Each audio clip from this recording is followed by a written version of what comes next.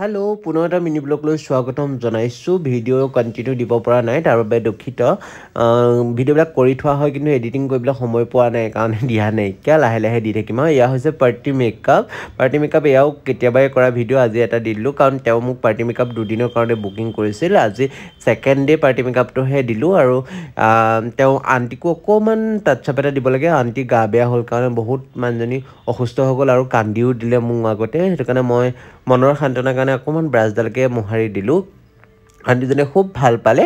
আৰু এয়া হৈছে আমাৰ পাৰ্টি মেকআপগৰাকীৰ ফাইনেল লুকটো। কেনেকুৱা লাগিছে জনাব। তেওঁ প্ৰথম দিনাখন চাদৰ মেখেলা পিন্ধিছিল আৰু ছেকেণ্ড ডে শাৰী পিন্ধিছিল। চাদৰ মেখেলা ভিডিঅ' কৰাই নহ'ল, আছে কিন্তু মই এডিটিং কৰা নহ'ল। আৰু এয়া পাই গ'লোহি মই জুমকাৰ ছেকেণ্ড ডে আছিল। ছেকেণ্ড ডেত সেয়া আছিল মোৰ ৰিচিপশ্যনৰ কাৰণে ৰেডি, কাৰণ তেওঁৰ ঘৰ ৰিচিপশ্যন বিয়াৰ পাছদিনাখন দিছিল।